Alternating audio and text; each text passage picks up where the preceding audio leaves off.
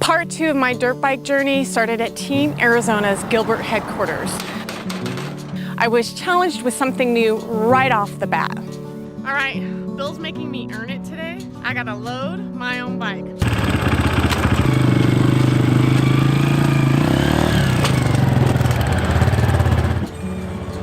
Loaded up, we headed to the launch site.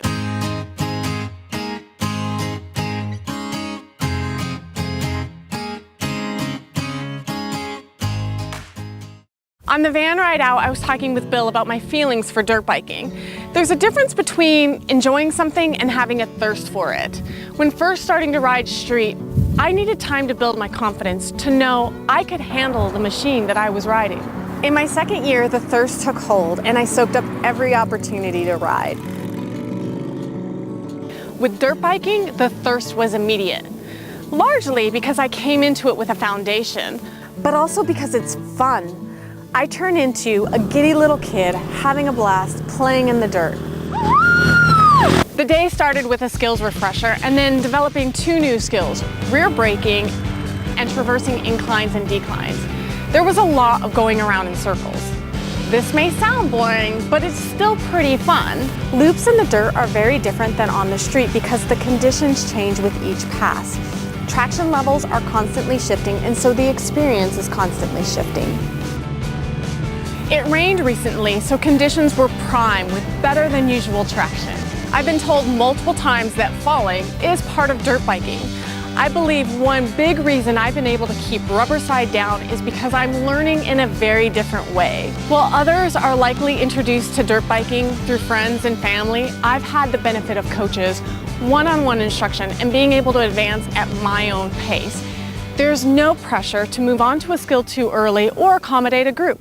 In fact, the only pressure I've experienced is that which I've put on myself. Being a perfectionist, this can be a lot. While practicing rear braking, I got really frustrated. I knew there'd be no trail riding until I was able to consistently stop using only rear brake, and I just wasn't getting it. How you feel? I'm okay. That doesn't tell me too much. Using that rear brake, what's working, what's not working? Not working for me on a general level right now. Yeah. Is, right, we're doing a new skill, which is good, but I was feeling awesome because we were doing things I'd already done. Yeah. So I felt comfortable and I felt good, I felt confident. But we started adding something where I wasn't performing as well and it fucked with my psyche. Okay. In the Valley of Darkness, that's what we call it in training. We call that. It happens quite often. Not uncommon for us to get there, experienced riders included. So do you know how we get out of it? Practice? Practice, and we take a break. All right, we take a break, we gather ourselves, and we come back out and we do it some more. I had to give myself space to be imperfect in order to improve and eventually get it right. I can't get over how much riding dirt bike connects to my love of dancing. What it really boils down to for me, when I'm riding a dirt bike, particularly in the standing position, it feels like I'm dancing on a motorcycle.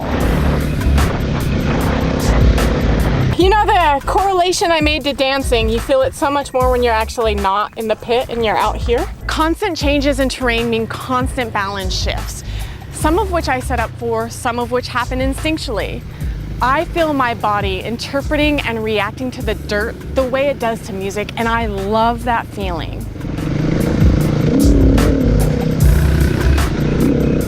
And riding through mud puddles, yes please, give me more of that.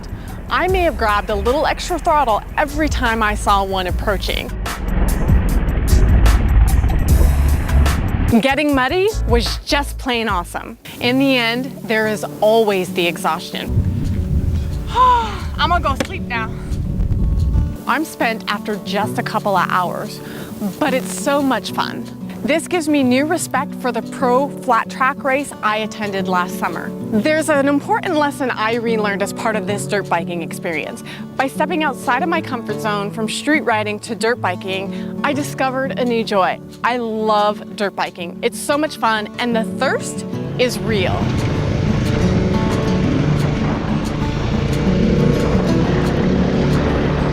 If any of this resonates for you, it might be time for you to get outside of your own comfort zone and unlock a new joy in your life.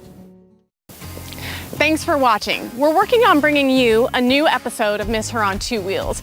In the meantime, check out other great video content from Team Arizona and follow myself and Team Arizona on Instagram and Facebook to keep up with us between episodes. Have a great day and a great ride.